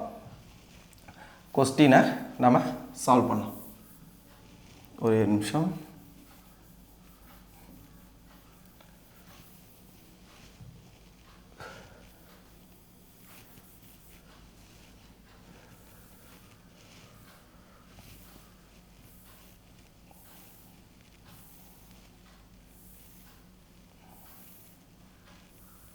இந்த இடத்த வச்சு சால்வ் பண்ணலாம்.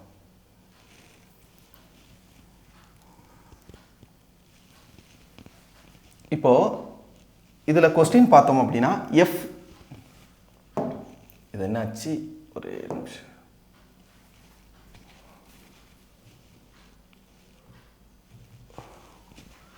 சாரி, இது நான் ரொம்ப நாளாக இந்த இதில்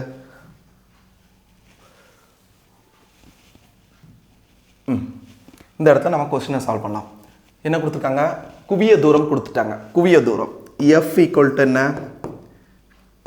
10 சென்டிமீட்டர். இது -10 +10 f நமக்கு எந்த பக்கம் கிடைக்குன்னு பார்த்தோம், லெஃப்ட் சைடு கிடைக்குது. குழி லென்ஸுக்கு குழி ஆடிக்கு அப்போது f வந்து -10. இன்னொன்று என்ன கொடுத்துருக்காங்க, பொருளுக்கும் கண்ணாடிக்கும் இடைப்பட்ட தூரம். பொருளும் கண்ணாடியும் அப்படின்னா v-ஆ u-ஆ, u. ஓகேவா? u வந்து என்னன்னா 20. எந்த மிரராக இருக்கட்டும் எந்த லென்ஸாக இருக்கட்டும் நம்ம பொருளை எப்போவுமே லெஃப்ட் சைடு தான் இருக்கும். ஸோ லெஃப்ட் சைடு இருந்தால் அதுக்கு மைனஸ் அப்படிங்கக்கூடிய குறியீடு. இப்போ நம்ம மிரர் இந்த ஃபார்முலாவில் போடுவோம். மிரர் ஃபார்முலாவில் 1/f = 1/v + 1/u. இதில் போட்டோம் அப்படின்னா நமக்கு 1/f ஓட வேல்யூ என்ன? -10.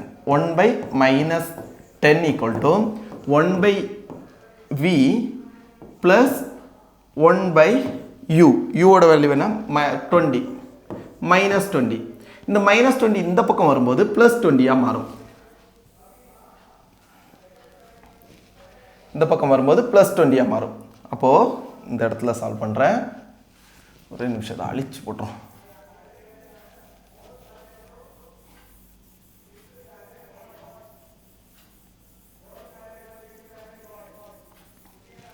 அப்போது 1/-1/10 இந்த பக்கம் வரும்போது +20 ஆகும். +1/20 = 1/v. நம்ம இப்போ LCM எடுப்போம். அப்போ தான் சால்வ் பண்ண முடியும். அப்போது இது என்ன வரும்? -2/20 + 1/20. இது -2 + 1 என்ன வரும்? -1/20. அப்போ 1/v = -1/20. அப்போ v ஓட வேல்யூ என்ன? -20. அப்போ v ஓட வேல்யூ நமக்கு v = -20 அப்படின்னு நமக்கு கிடச்சிரும். -20 சென்டிமீட்டர். இப்போ வியும் தெரியும், யூவும் தெரியும். இப்போ நம்ம மேக்னிஃபிகேஷன் ஃபார்முலாவில் போட்டால் நமக்கு ஆன்சர் வந்துடும். மேக்னிஃபிகேஷன் ஃபார்முலா என்ன? மேக்னிஃபிகேஷன் உருப்பெருக்கம் = -v/u. வியோட வேல்யூ என்ன கிடச்சிருக்கு? நமக்கு -20 கிடச்சிருக்கு. -20. இந்த பக்கம் ஆல்ரெடி நமக்கு இந்த ஃபார்முலாவில் ஒரு மைனஸ் இருக்குது. இந்த இதில் இருக்கக்கூடிய மைனஸும் ஃபார்முலாவில் இருக்கக்கூடிய மைனஸும் சேர்ந்து +20 ஆயிரும். யூவோட வேல்யூ என்ன? யூவோட வேல்யூ நம்ம -20. யூவோட வேல்யூ -20. ஸோ கீழே -20 ரெண்டும் கேன்சல் ஆகும்போது -1 வரும். ஒரு பொருளுக்கு முன்னாடி இந்த உருப்பெருக்கம் வந்து -1 வந்திருக்கு. -1 அப்படின்னா இதுக்கு ஆப்ஷன் என்னது? இதுதான் ஆன்சர். -1. உருப்பெருக்கம் என்னன்னா -1. Same size. ஏன்னா பொருள் ஒன்று தான். இமேஜ் இந்த உருப்பெருக்கம் வந்து 1 அப்படின்னு வந்துச்சுன்னா அது குறியீடு விட்டுலாம். ப்ளஸ்ஸாக இருக்கலாம், மைனஸாக இருக்கலாம், எதுவாக இருந்தாலும் 1ன்னு வந்துச்சுன்னா அது வந்து சேம் சைஸ் அப்படின்னு அர்த்தம். அதுவே மைனஸ் இருக்குது அப்படின்னா அது தலைகீழாக இருக்குது அப்படிங்கக்கூடியதை குறிக்கிறது தான் அந்த மைனஸுங்கக்கூடிய simple. So same size inverted தலைகீழானது அப்படிங்கக்கூடியது இதோட ஆன்சர். ஓகேவா? நெக்ஸ்ட் கொஸ்டின் பார்ப்போமா? 2 காப்பர் ஒயர்ஸ். நெக்ஸ்ட் கொஸ்டின் பாருங்க, பார்த்துட்டு இதுக்கு ஆன்சர் பண்ண ட்ரை பண்ணுங்க. 2 copper wires are given. 1 thin and 1 long. இந்த கொஸ்டின்ஸ் இப்போ நம்ம பார்த்தது வரைக்கும் உள்ள கொஸ்டினை பயாலஜியை விட்டுருங்க. பயாலஜி இன்னும் நான் நடத்தலை. ஃபிசிக்ஸ் கெமிஸ்ட்ரியில் இப்போ நம்ம பார்த்தது வரைக்கும் உள்ள கெமிஸ்ட்ரி பார்க்கல. இது வரைக்கும் ஃபிசிக்ஸ் கொஸ்டின் தான் வந்துட்டு இருக்குது.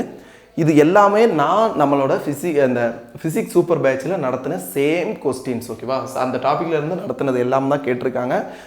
நான் அந்த கோர்ஸோட லிங்கை வந்து டிஸ்கிரிப்ஷன் பாக்ஸில் கொடுக்குறேன். நம்ம ஆப் லிங்கும் கொடுக்குறேன். ஆப் லிங்கில் போயிட்டு உள்ளே போயிட்டு நீங்கள் அந்த கோர்ஸை பாருங்கள். இப்போது நாளை கழிச்சு எக்ஸாம் இருக்கிறவங்க பார்க்காதீங்க. படித்ததை மட்டும் ரிவிஷன் பண்ணிட்டு போங்க. அதுக்கப்புறம் நெக்ஸ்ட் இந்த எக்ஸாம்லாம் முடிச்சுட்டு நீங்கள் அதில் வந்துட்டு ஃபுல்லாக கான்செப்ட் சயின்ஸில் கிளியர் பண்ணுங்கள். எப்படி கொஸ்டின் கேட்டாலும் உங்களால் அட்டன் பண்ண முடியும். நெக்ஸ்ட் கொஸ்டின் பார்ப்போமா? 2 copper wire are given. 1 thin and 1 long. The other 1 thin and long, other is thick and short. Which statement about their resistance is correct? என்னன்னா 2 ஒயர் கொடுத்துருக்காங்க. ஒன்று என்னன்னா தின்னாக இருக்குது, இந்த மாதிரி தின்னாக இருக்குது, லாங்காக இருக்குது. இது ஒரு ஒயரு. இன்னொரு ஒயரு இந்த மாதிரி திக்காக இருக்குது, நல்லா திக்காக இருக்குது, ஷார்ட்டாக இருக்குது.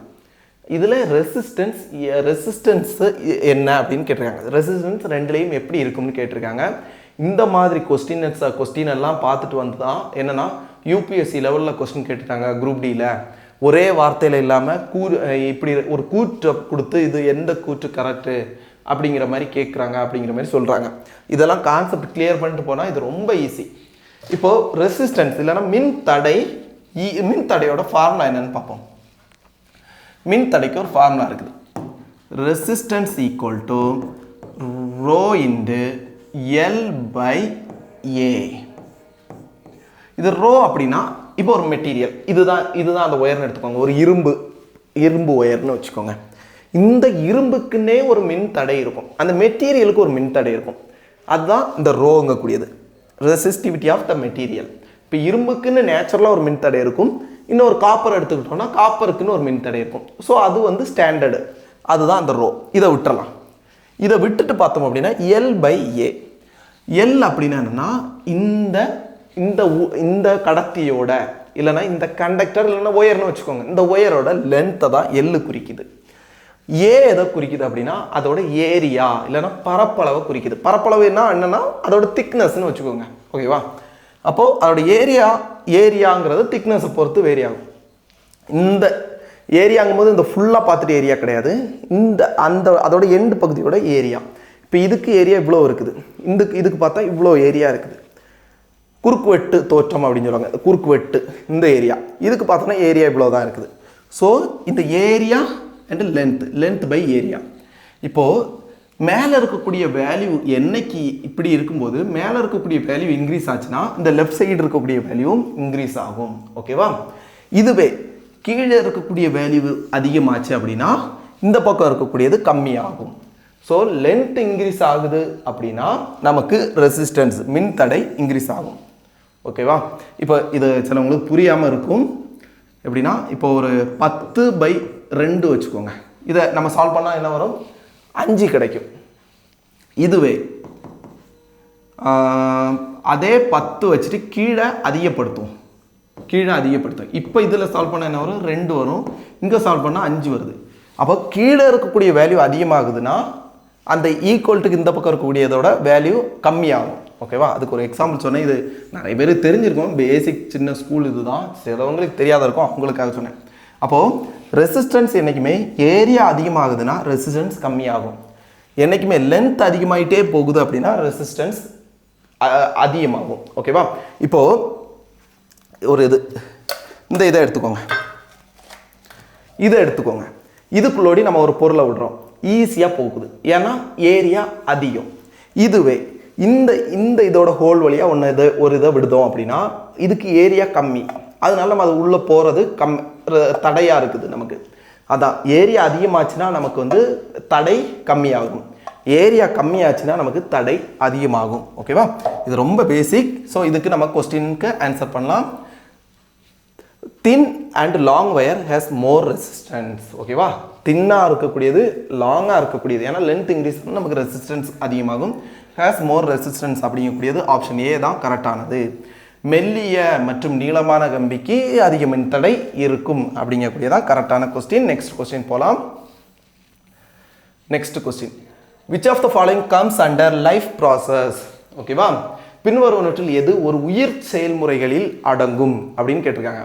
ஆப்ஷன் ஏ வந்து நியூட்ரிஷன், ஊட்டச்சத்து. ஓகேவா? ஊட்டச்சத்துங்கிறது உணவை எடுத்துட்டு அதிலிருந்து எனர்ஜியை அந்த உடம்புக்கு உள்ளே கொண்டு போகிறது. ஓகேவா? ரெண்டாவது சுவாசம், ரெஸ்பிரேஷன். ஆப்ஷன் சி கழிவு நீக்கம், excretion. Option D all of the above. இந்த கொஸ்டின்லாம் ரொம்ப ரொம்ப ரொம்ப பேசிக்கான கொஸ்டின். இப்படியும் கொஸ்டின் கேட்குறாங்க. 1-2 கொஸ்டின், 25 கொஸ்டினில் ஒரு 2-3 கொஸ்டின் டஃப்பாக இருக்குதே தவிர மற்றதெல்லாம் ரொம்ப ஈஸியான கொஸ்டின். ஸோ அந்த டஃப்பான கொஸ்டினை எடுத்து வச்சுட்டு பயந்துடாதீங்க எக்ஸாமில். ஓகேவா? ஸ்கிப் பண்ணிவிட்டு அடுத்த கொஸ்டின் போயிட்டே இருக்கணும். அப்போ இதுக்கு ஆன்சர் என்னன்னா ஆல் ஆஃப் த எபவ், மேலே உள்ள அனைத்தும். ஓகேவா? ஒன்று வந்து உயிரோட இருக்குதுன்னா என்ன அர்த்தம்? இப்போ நான் உயிரோட இருக்கேன்னா நம்ம சாப்பிடணும். ஓகேவா? சாப்பிட்டுட்டு சுவாசம், இப்போ நான் மூச்சு விட்டுட்டு இருக்கேன் அப்படின்னா உயிரோட இருக்கேன்னு அர்த்தம். சாப்பிட்டது வெளியே வருது, கழிவாக வருது அப்படின்னா அது உயிரோட இருக்கும்னு அர்த்தம், கழிவு நீக்கம். So all of the above தான் இதோட ஆன்சர். ஓகேவா? சிலவங்க என்ன பண்ணுவாங்கன்னா இங்கிலீஷில் கொஸ்டின் டெஸ்ட் அட்டன் பண்ணுவாங்க. இந்த ரெண்டுமே அவங்களுக்கு தெரிஞ்சிருக்கும், ஏயும் பியும் தெரியும். சி எஸ்கிரியேஷன் அப்படின்னா என்னன்னு தெரியாமல் இருக்கும் சிலவங்களுக்கு, எல்லாருக்கும் இல்லை சிலவங்களுக்கு. அவங்க உடனே என்ன பண்ணணும்னா அந்த கொஸ்டினை உடனே தமிழுக்கு சேஞ்ச் பண்ணணும். சேஞ்ச் பண்ணி ரீட் பண்ணி பார்க்கணும். உங்களுக்கு ஆன்சர் ஈஸியாக கழிவு நீக்கம் அப்படின்னு இருக்கும், நீங்கள் போட்டலாம். இது இந்த கொஸ்டினுக்கு இல்லை, சில கொஸ்டின் வந்து இந்த மாதிரி இருக்கும், வேறு கொஸ்டின் இந்த மாதிரி வரும். ஓகேவா? நான் வந்து எக்ஸாம் எழுதும்போது குழந்தை எங்கே இது ஃபார்ம் ஆகும் அப்படின்னு கேட்டிருந்தாங்க. கருப்பையில் இருக்கும். அதுக்கு வந்து இங்கிலீஷில் வேறு ஏதோ ஒரு வார்த்தை இருந்துச்சு, எனக்கு யூட்ரஸ் அப்படிங்கிற மாதிரி இருந்துச்சு. எனக்கு அப்போ அது என்னன்னு தெரியாது.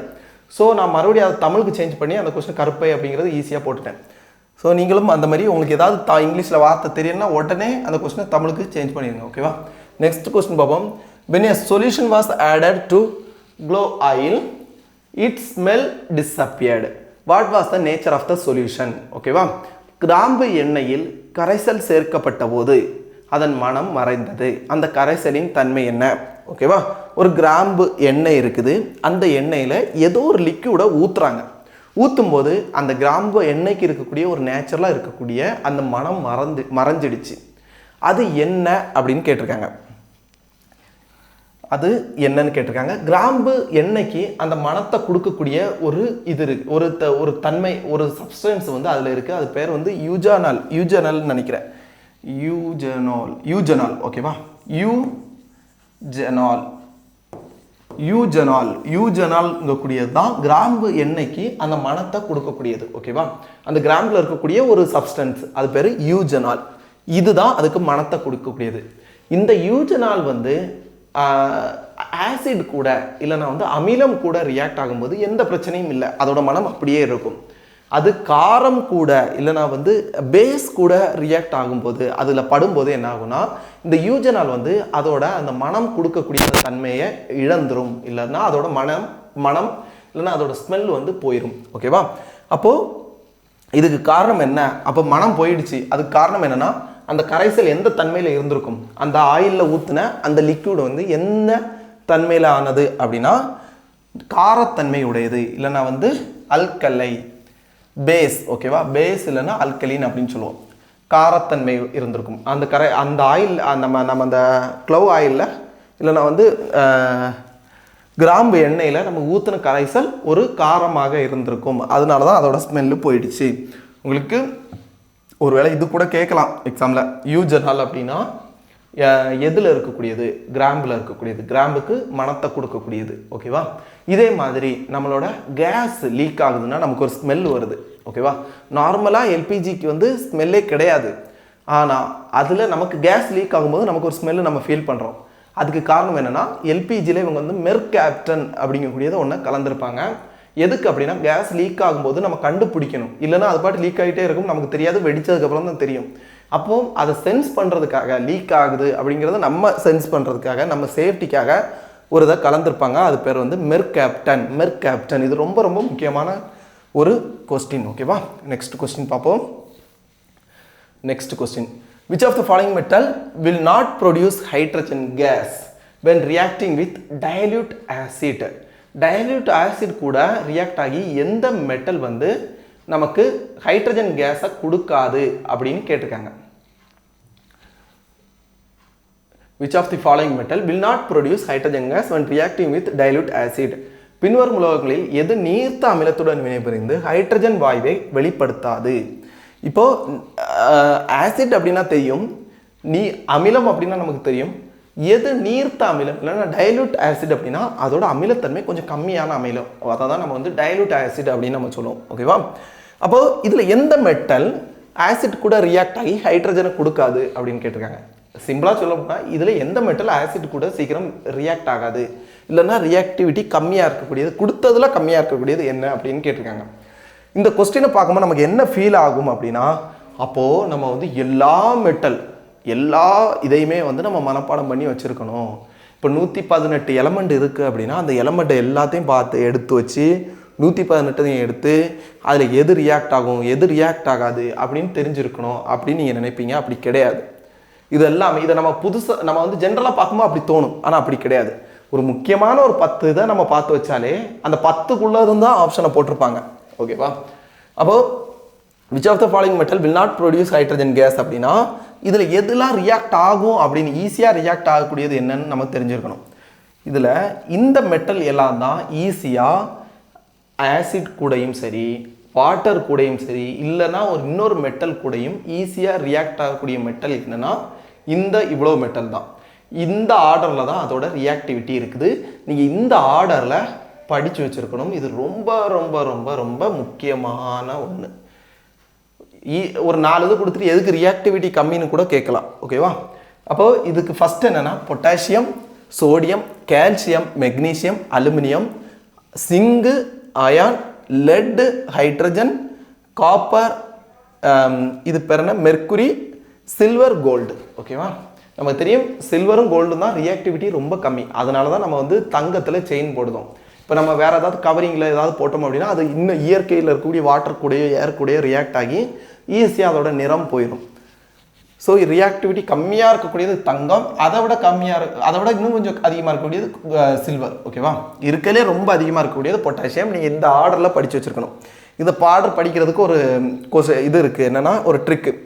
பிஎஸ்சி நீங்கள் பிஎஸ்சிக்கு எம்ஏ படித்தா போதும். பிஎஸ்சினா ஒரு பப்ளிக் செக்டர் எக்ஸாம்னு வச்சுக்கோங்க. பிஎஸ்சிக்கு நீங்கள் டிஎன்பிசி அந்த மாதிரி இருக்குது, அதேமாதிரி பிஎஸ்சிக்கு நீங்கள் எம்ஏ படித்தா போதும். பாருங்க, நீங்கள் வந்து லோ கிளாஸா ஹை கிளாஸாங்கிறது தேவையில்லை. ஓகேவா, லோ ஆர் ஹை கிளாஸ் எதுவாக இருந்தாலும் இருக்கலாம். பிஎஸ்சி எக்ஸாம் எழுதணும் அப்படின்னா பிஎஸ்சிக்கு நீங்கள் எம்ஏ படித்தா போதும். பாருங்க, நீங்கள் வந்து லோவா ஹை கிளாஸாங்கிறது தேவையில்லை. அப்போ பிஎஸ்சிக்கு பி அப்படின்னா பொட்டாசியம், எஸ் அப்படின்னா சோடியம், சி அப்படின்னா கால்சியம். பிஎஸ்சிக்கு நீங்கள் எம்ஏ படித்தா போதும். எம் அப்படின்னா மெக்னீசியம், ஏ அப்படின்னா அலுமினியம். சிங்கு, சியில் ஒரு ஐ வருது, ஐனா அயன். நீங்கள் லோவா ஹை கிளாஸாங்கிறது தேவையில்லை, படிச்சிருந்தா மட்டும் போதும். லோ அப்படின்னா லெட், எல்.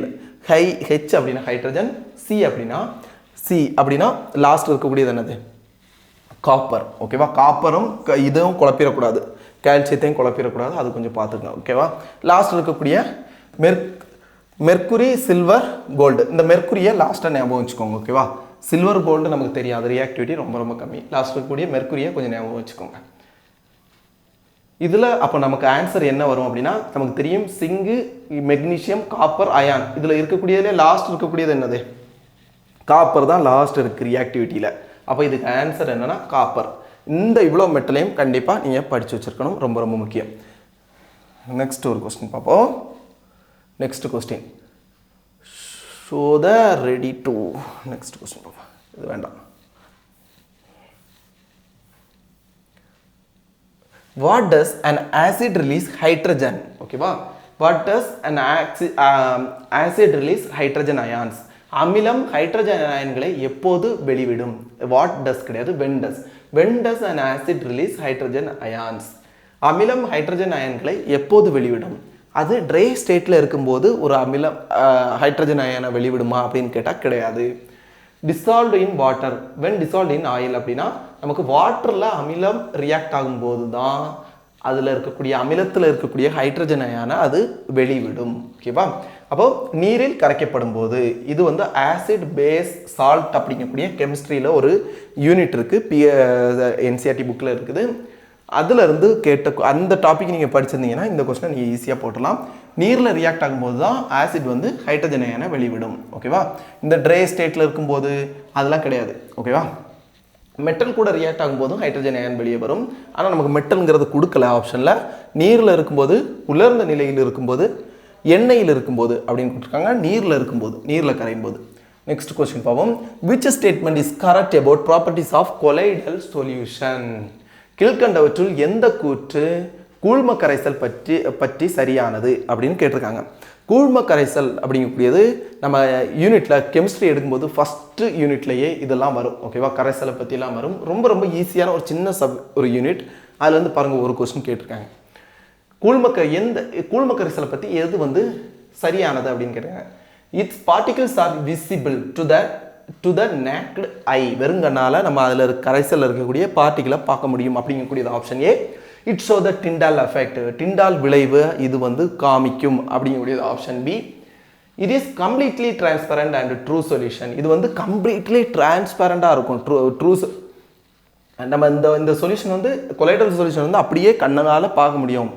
இப்போ இந்த சீனியை இல்லைன்னா வந்து சர்க்கரையை நம்ம வந்து தண்ணியில் நல்லா கலந்தோம் அப்படின்னா ஒரு கண்ணாடி கிளாஸில் வச்சுட்டு கலந்ததுக்கப்புறம் நமக்கு சீனி எங்கே இருக்குன்னே தெரியாது. ஃபுல்லாக நம்ம இந்த பக்கம் இருந்து அந்த கிளாஸை பார்த்தா அந்த பக்கம் இருக்கிறது தெரியும். அப்படிங்கிறது option C. It is completely transparent, முற்றிலும் வெளிப்படையானது அப்படின்னு இருக்குது. it is particles separate on filtration. It's particles separate on filtration. அதில் இருக்கக்கூடிய துகள்களை நம்ம ஈஸியாக ஃபில்டர் பண்ணி எடுத்துடலாம் அப்படிங்கக்கூடியது ஆப்ஷன் டி. நீங்கள் கண்டிப்பாக கீழே கமெண்ட் பாக்ஸில் கமெண்ட் பண்ணணும். இதை கமெண்ட் பண்ணுங்கள், இல்லைனா கிளாஸ் எப்படி இருந்துன்னு கமெண்ட் பண்ணுங்கள், இல்லைனா நெக்ஸ்ட் என்ன கிளாஸ் வேணுங்கிறத கமெண்ட் பண்ணுங்கள். நான் வேலைக்கு போயிட்டு வந்துட்டு தான் உங்களுக்கு நடத்திட்டு இருக்கிறேன். ஓகேவா? இப்போ நான் யூடியூப்பில் போடுற வீடியோலேருந்து எனக்கு வருமானம் எதுவும் பெருசாக ஒன்றும் கிடையாது. நான் இப்படி வீடியோ நீங்கள் கீழே போடுற அந்த கமெண்ட் இருக்குது தெரியுமா, கமெண்ட்டாக இருக்கட்டும், லைக்காக இருக்கட்டும், இல்லைண்ணா நீங்கள் இப்போ நான் ஒரு வீடியோ போட்டிருக்கேன், அதில் ஒரு சப்ஸ்கிரைபர் இன்க்ரீஸ் ஆகிருக்கு அப்படிங்கும்போது தான் அதுதான் என்னோட ஒரு மோட்டிவேஷன் அடுத்த வீடியோ பண்ணுறதுக்கு. இன்றைக்கி சண்டே கிடச்ச கொஞ்சம் நேரத்தில் பண்ணிகிட்டு இருக்கிறேன். ஓகேவா? ஸோ நீங்கள் கண்டிப்பாக ரியாக்ட் பண்ணுங்கள். கீழே அட்லீஸ்ட் நீங்கள் எனக்கு நல்லா இருக்குது நல்லா இல்லை அதை கூட சொல்லலைன்னா கூட நீங்கள் கீழே இந்த இதுக்கு ஆன்சர் என்ன அப்படிங்கிறது மாதிரியாவது ஏதாவது போடுங்க. இப்போ இந்த கொஸ்டின் நம்பர் 10 இதுதான் ஆன்சர் அப்படிங்கக்கூடியது மாதிரி ஏதாவது போடுங்க. அப்படி போடுனா எனக்கு ஒரு இன்ட்ரெஸ்ட்டாக இருக்கும். இப்போ நம்ம கிளாஸில் நடத்துகிற மாதிரி கிடையாது. கிளாஸில் நம்ம நடத்தும் போது ஒருத்தர் வந்து இப்போ நம்ம பார்க்குறாரு, இன்ட்ரெஸ்ட்டாக கவனிச்சிட்டு இருக்கிறாரு அப்படின்னா அதுவே நமக்கு ஒரு எனர்ஜியை கொடுக்கும். இங்கே கேமராவுக்கு முன்னே நடத்திட்டு இருக்கிறேன், இது அந்த அளவுக்கு இன்ட்ரெஸ்டான விஷயம் கிடையாது. ஓகேவா? நீங்கள் போடக்கூடிய அந்த கமெண்ட் தான் ஒரு இன்ட்ரெஸ்டான விஷயம். கமெண்ட்டாக இருக்கட்டும், லைக்காக இருக்கட்டும், இல்லைன்னா ஷேராக இருக்கட்டும். அப்போது நம்ம இதில் மொத்தம் எத்தனை சொல்யூஷன், என்னென்ன கரைசல் இருக்குது அப்படிங்கிறத பார்த்துடலாம். அதுக்கப்புறம் இந்த இதுக்கு ஆன்சர் வரலாம். மொத்தம் 3 விதமான கரைசல் இருக்குது. ஒன்று என்னென்னா, நம்ம சால்ட்டோ இல்லைனா வந்து சுகரையோ நீரில் கலக்கிறோம். நீரில் கலந்துட்டோம் அப்படின்னா எங்கே சுகர் இருக்குதுங்கிறதே நம்ம கண்டுபிடிக்க முடியாது. இது ஒரு கரைசல், ஃபுல்லாக அப்படி கண்ணாடி மாதிரி இருக்கும். இது ஒன்று. இன்னொன்று வந்து என்னென்னா கொலைடல் சொல்யூஷன். இந்த மில்க் இருக்குது பாருங்கள், மில்க் அப்படின்னா அதில் நீரும் இருக்கும், மற்ற கொழுப்புகளும் இருக்கும். ஓகேவா? புரோட்டீன் அந்த மாதிரி கொழுப்புகளும் இருக்கும். இதில் எங்கே நீர் இருக்குது எங்கே கொழுப்பு இருக்குதுன்னு கிடையாது, ஃபுல்லாக மிக்ஸ் ஆகிருக்கும். ஆனால் இந்த அளவுக்கு இருக்காது. இதில் கொஞ்சம் பார்ட்டிகிள்லாம் நமக்கு தெரியும். ஓகேவா? நேக்கட் ஐயில் தெரியலனா கூட கொஞ்சம் இதில் தெரியும்.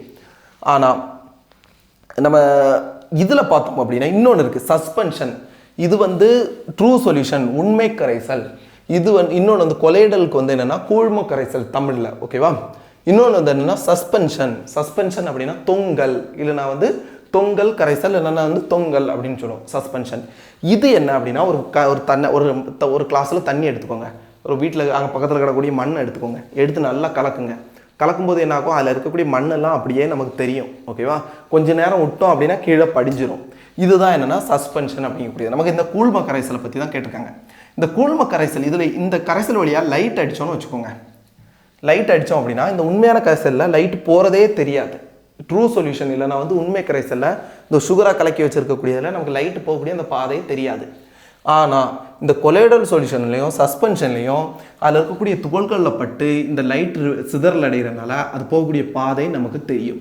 இது பேர் தான், அந்த பாதை தெரியறதுக்கு பேர் தான் டிண்டால் விளைவு, இல்லைனா டிண்டால் எஃபெக்ட் அப்படின்னு சொல்லுவோம். இது லைட்டுங்கக்கூடிய யூனிட்டில் நீங்கள் படிப்பீங்க. அப்போ இதில் எதில் இது லைட் போகக்கூடிய அந்த டிண்டால் விளைவு நடக்குது அப்படின்னா கொலைடல் சொல்யூஷன்லையும் சஸ்பென்ஷன்லையும் கூழ்ம கரைசல்லையும் தொங்கல்லையும் தான் நடக்குது. அப்போ இதுக்கு ஆன்சர் பண்ணுவோமா? ஆப்ஷன் ஏ என்னது, அதன் துகள்கள் வெறும் கண்களால் பார்க்க முடியும். கொலைடல் சொல்யூஷனில் நம்ம வெறும் கண்களால் பார்க்க முடியாது, ஆனால் துகள்கள் இருக்கணும். ட்ரூ சொல்யூஷனை விட உண்மை கரைசலை விட நமக்கு துகள்கள் பெருசாக இருக்கும், ஆனால் வெறும் கண்ணால் பார்க்க முடியாது. ஒரு பால் எடுத்துக்கிட்டோம்னா பாலில் எங்கே துகள்கள் இருக்குது, கொழுப்பு எங்கே இதிலெல்லாம் இருக்குது அப்படின்னு நமக்கு தெரியாது. ஸோ அது கிடையாது, அது டிண்டால் விளைவை ஏற்படுத்தும். அப்போ ஆப்ஷன் பி தான் கரெக்ட். அது it show the Tyndall effect. இது கம்ப்ளீட்லி டிரான்ஸ்பரண்டாக இருக்குமா அப்படின்னு கேட்டால், பால் இங்கேருந்து பார்த்தா ஒரு கண்ணாடி கிளாஸில் எடுத்து வச்சுட்டு பால் எடுத்து வச்சுட்டு இந்த பக்கம் பார்த்தா அந்த பக்கம் தெரியுமான்னு கேட்டால் கிடையாது. ஒரு எக்ஸாம்பிள் தான் பால், பிளட் எல்லாமே ட்ரூ சொல்யூஷனுக்கு எடுத்துக்காட்டு. ஸோ ஆப்ஷன் சி கிடையாது. த particle separate on filtration. Normal filter ஒரு அரிப்பை வச்சு அரிச்சா அதில் இருக்கக்கூடிய துகள்கள் எல்லாம் தனித்தனியாக பிரிஞ்சிருமா? பிளட்டை எடுத்து ஒரு நார்மல் ஒரு அரிப்பில் அரித்தோம் அப்படின்னா பிளட்டில் இருக்கக்கூடிய red blood cell, white blood cell, இதெல்லாமே இந்த பிளாஸ்மா இதெல்லாமே தனித்தனியாக வந்துருமா? பிளேட்லெட்ஸ் எல்லாம் வந்துருமான்னு கேட்டால் கிடையாது. ஸோ இது ஈஸியாக செப்பரேட் ஃபில்டர் பண்ண முடியாது. டிண்டால் எஃபெக்டை காமிக்கும் அப்படிங்கக்கூடிய ஆப்ஷன் பி தான் இதுக்கு கரெக்டான ஆன்சர். நெக்ஸ்ட் கொஸ்டின் போவோமா? வேகமாக போவோம். What is the colour of the flame produced when sodium burnt? ஓகேவா?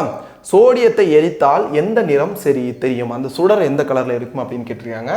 சோடியம் பல்பெலாம் பார்த்துருப்பாங்க, தெருவிளக்கில் இருக்கும். இப்போ கிடையாது, இப்போ எல்லாமே ஒயிட்ல எல்இடி லைட்டு போட ஆரம்பிச்சிட்டாங்க. இதுக்கு முன்னே அந்த எல்லோ கலரில் ஒரு தெரு லைட் இருக்கும், அதில் இருக்கக்கூடியது சோடியம் தான் இருக்கும். ஸோ சோடியத்தை எரிக்கும் போது நமக்கு மஞ்சள் கலரில் கிடைக்கும். ஓகே, இப்போ இதுலேயே இன்னொரு கொஸ்டின் கேட்பாங்க, என்னன்னா இந்த ஃபயர் கிராக் வெடியெலாம் இருக்குது தெரியுமா? வான வேடிக்கை ஒரு கலராக தெரியும். அதில் ஒரு கலருக்கும் எந்த மெட்டல்ஸை யூஸ் பண்ணுறாங்கன்னு கேட்பாங்க.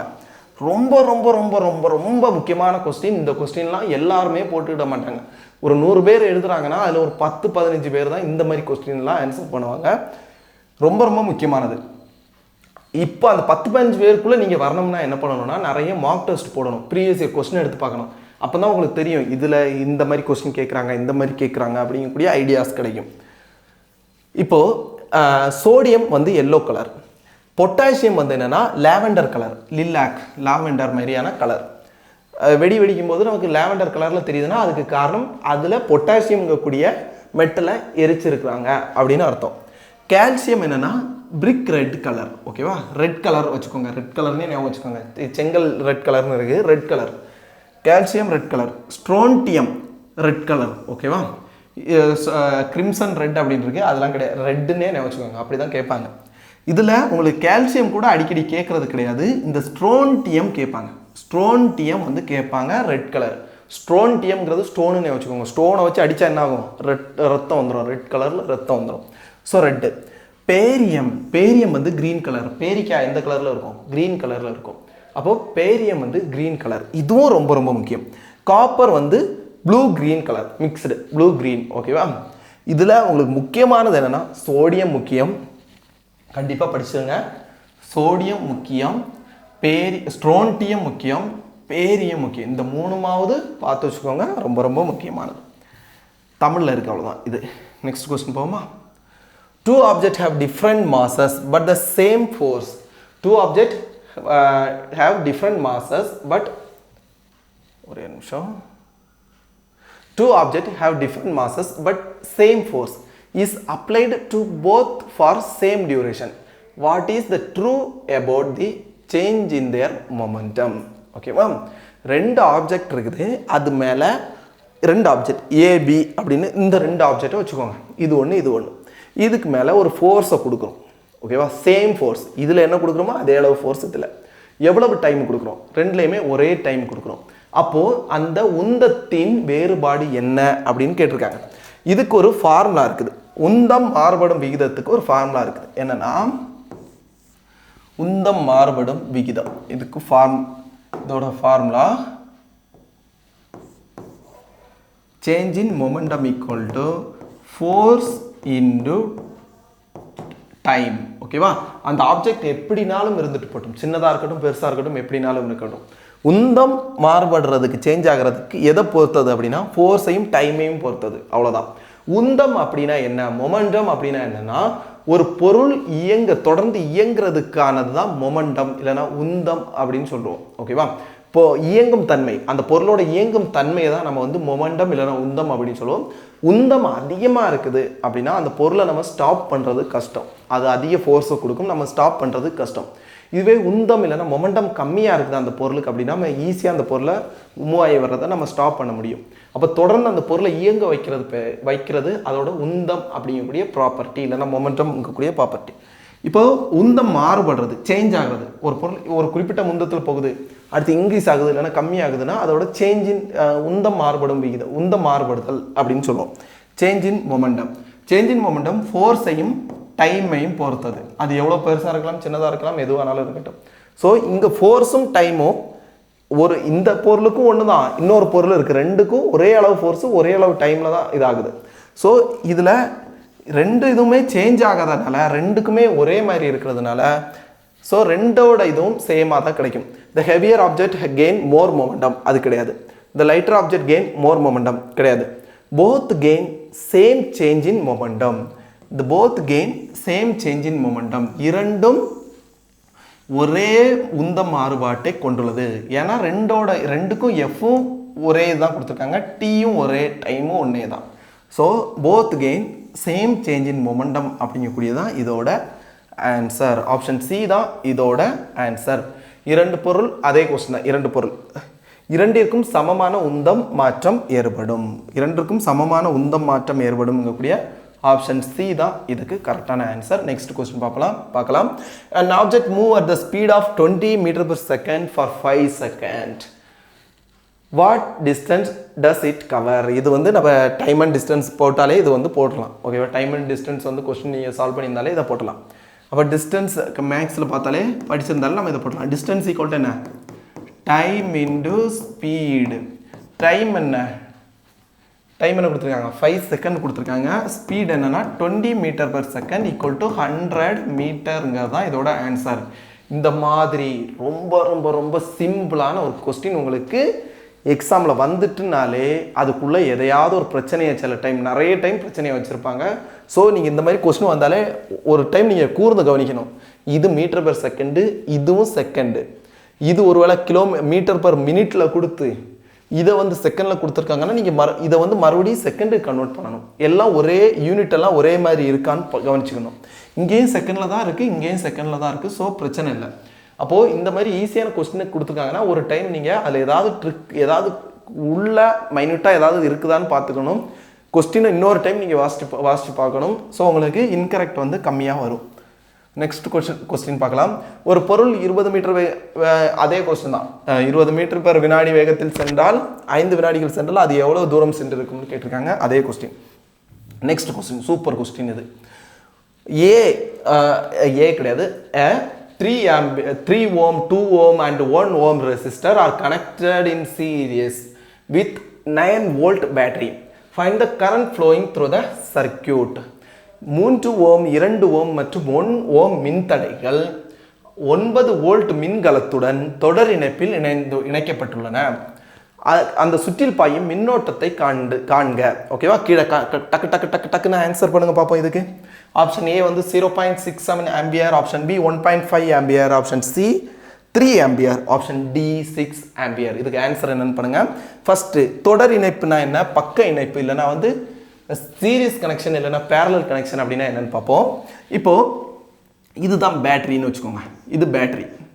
இந்த பேட்டரியில் இங்கே ஒரு ரெசிஸ்டன்ஸ் இருக்குது. இல்லைன்னா பல்பு ஃபேன் ஏதோ ஒன்று இருக்குது. ஓகேவா?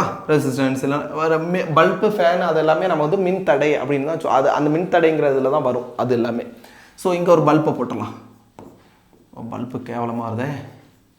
ஓகே, இது ஒரு பல்பு, இங்கே ஒரு ஃபேனு, இல்லை இங்கே ஒரு மின்தடை. இப்படி இருக்குது. ஒன்று அடுத்து ஒன்று அடுத்து ஒன்று. இது வந்து சீரியஸ் கனெக்ஷன். பேரலல் கனெக்ஷன் அப்படின்னா என்னென்னா இந்த மாதிரி பேட்டரி, அதே மாதிரி ஒரு பேட்டரி இப்படி கனெக்ட் பண்ணியிருக்கோம். இதில் ஒரு மின்தடை, இதில் ஒரு பல்பு, இல்லைன்னா இங்கே ஒரு ரெசிஸ்டன்ஸ், இங்கே ஒரு ரெசிஸ்டன்ஸ். இப்படி காமனாக எல்லாருக்கும் ஒரே மாதிரி ஒயர் கனெக்ட் ஆகிருக்கு அப்படின்னா இது வந்து பேரலல் கனெக்ஷன். இது ஒன்னோட வாலில் இன்னொன்று போகுது அப்படின்னா இது சீரியஸ் கனெக்ஷன். இதுக்கு ரெசிஸ்டன்ஸ் ஃபார்முலா என்ன அப்படிங்கக்கூடியதை பார்ப்போம். சீரியஸ் கனெக்ஷனுக்கு எப்படி வரும், பேரலல் கனெக்ஷனுக்கு எப்படி வரும் அப்படிங்கக்கூடியதை பார்க்கலாம். அந்த ஒரு ஃபார்முலா பார்த்தாலே நீங்கள் ஈஸியாக இந்த இதில் கொஸ்டினை போட்டுடலாம். ஓகேவா?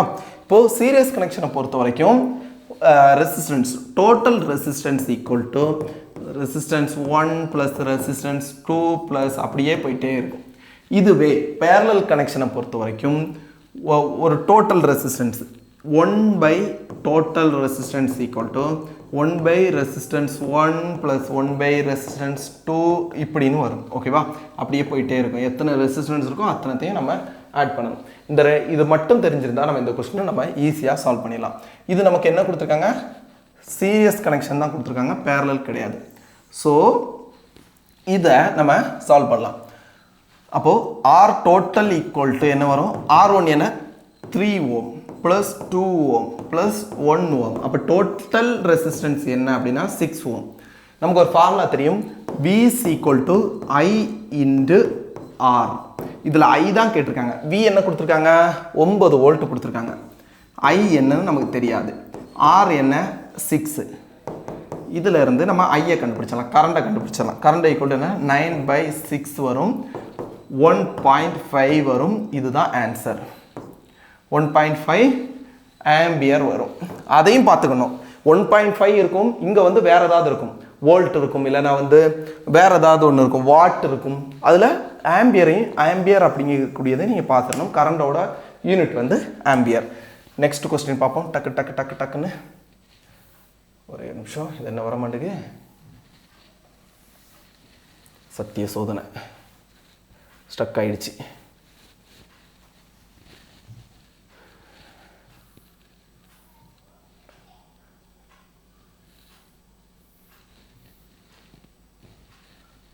ஐயோ என்னாச்சுன்னு தெரியலையே. இதுதான் லாஸ்ட் கொஸ்டின். இப்படி ஆகிப்போச்சு. ஓகே, கொஸ்டின் நான் இதை வாசிச்சுட்டு தமிழில் உங்களுக்கு கீழே இருக்கக்கூடியதை நானே சொல்லிடுறேன். Which of the following will have the lowest concentration of hydrogen ion? பின்வருவற்றில் எதில் ஹைட்ரஜன் அயான்கள் செறிவு மிக குறைவாக இருக்கும் அப்படின்னு கேட்டிருக்காங்க. ஹைட்ரஜன் இது வந்து இன்டைரக்டாக எது ஆசிட் இல்லை அப்படின்னு கேட்டிருக்காங்க. இன்டைரக்டாக ஹைட்ரஜன் அயான் கம்மியாக இருந்தால் அது வந்து ஆசிட் கிடையாது, அது பேஸில் போயிடும். ஸோ ஹைட்ரஜன் அயான் எதில் கம்மியாக இருக்கும் அப்படின்னு கேட்டிருக்காங்க. இன்டைரக்டாக கீழே இருக்கக்கூடியதில் எது ஆசிட் இல்லைன்னு கேட்டிருக்காங்க. ஃபர்ஸ்ட் வந்து லெமன் ஜூஸ். லெமன் ஜூஸ் நமக்கு தெரியும் அது ஆசிட் தான். என்ன ஆசிட் இருக்குது? சிட்ரிக் ஆசிட் இருக்குது. இது ரொம்ப முக்கியம். லெமனில் இருக்கக்கூடிய ஆசிட் கேட்பாங்க, சிட்ரிக் ஆசிட். ஸோ இது கிடையாது. Next gastric juice. இறப்பை சாறு. நம்ம இறப்பையில் ஒரு ஆசிட் சுரக்கும். அந்த இறப்பையில் ஒரு ஜூஸ் இருக்குது. அந்த ஜூஸில் இறப்பையில் ஒரு சாறு இருக்குது. அது இங்கிலீஷில் ஜூஸ், இறப்பை ஜூஸ். அதில் ஒரு கெமிக்கல் இருக்கும். அது வந்து என்னென்னா HCl, ஹைட்ரோக்ளோரிக் ஆசிட். அப்போது அதுவும் ஆசிட் தான். இன்னொன்று டொமேட்டோ ஜூஸ், தக்காளி சாறு. தக்காளியில் என்ன இருக்கும்னா ஆக்சாலிக் ஆசிட் இருக்கும். இது ரொம்ப முக்கியம், பார்த்து வச்சுக்கோங்க. தக்காளியில் இருக்கக்கூடிய ஆசிட் என்னென்னா ஆக்சாலிக் ஆசிட். ஸோ இதுவும் ஆசிட் தான். லைம் வாட்டர், சுண்ணாம்பு தண்ணீர். சுண்ணாம்பு தண்ணீர் என்னென்னா ஒரு பேஸ், காரம். ஸோ அங்கே வந்து ஹைட்ரஜன் அயான் செறிவு இதை விட எல்லாத்த விடையும் ரொம்ப கம்மியாக இருக்கும். ஸோ இதுதான் இதோட ஆன்சர். இங்கே வந்து ஹைட்ரஜன் இருக்காது, OH இருக்கும். ஸோ ஓகேவா? ஸோ ஆன்சர் என்னென்னா டி தான் ஆன்சர். கீழ்கண்டவற்றில் எது ஹைட்ரஜன் அயான் கம்மியாக இருக்கும் அப்படின்னா இந்த ஆப்ஷன் டி தான் இதோட கரெக்டான ஆன்சர். ஓகேவா? அப்போ இன்னைக்கு நம்ம பார்த்த இது உங்களுக்கு பிடிச்சிருக்கும், புரிஞ்சிருக்கும் அப்படின்னு நான் நம்புகிறேன். நெக்ஸ்ட் வீடியோவில் அடுத்து நம்ம குரூப் டி எக்ஸாமில் கேட்ட முக்கியமான சயின்ஸ் கொஸ்டினை பார்க்கலாம். இன்னொன்று அந்த லென்ஸோட அந்த இதுவும் வந்து நான் உங்களுக்கு அப்லோட் பண்ணுறேன். ஓகேவா? மிரர் எங்கே ஃபார்ம் ஆகும் அப்படிங்கக்கூடியதை மாதிரி அதுவும் அப்லோட் பண்ணுறேன். இந்த வீடியோ பற்றின உங்களோட கருத்து என்னங்கக்கூடியதை கண்டிப்பாக கமெண்ட் பாக்ஸில் கமெண்ட் பண்ணுங்கள். இன்னும் நம்ம சேனலை நீங்கள் சப்ஸ்கிரைப் பண்ணலை அப்படின்னா அதையும் சப்ஸ்கிரைப் பண்ணி வச்சுக்கோங்க. கீழே டிஸ்கிரிப்ஷன் பாக்ஸில் நம்மளோட Telegram link, app link, website link எல்லாமே கொடுக்குறேன். ஓகேவா? வெப்சைட்டில் போயிட்டு நீங்கள் சில டைம் இப்போ ஐஃபோன் யூஸ் பண்ணுறீங்க அப்படின்னா, இல்லைனா வந்து லேப்டாப்பில் கிளாஸ் பார்க்குறீங்கன்னா நீங்கள் அந்த வெப்சைட்டை யூஸ் பண்ணிக்கோங்க. நார்மல் மொபைல் பார்க்குறீங்க அப்படின்னா, மொபைலில் பார்க்குறீங்கன்னா நீங்கள் ஆப்பை யூஸ் பண்ணிக்கோங்க. ஓகேவா? அப்போ நெக்ஸ்ட் வீடியோவில் மீட் பண்ணலாம். நன்றி, வணக்கம், ஜெய்ஹிந்த், பாய். நாளைக்கு வீடியோங்க பாருங்கள். நாளைக்கு எக்ஸாம் நல்லபடியாக பண்ணுங்கள். ஓகேவா?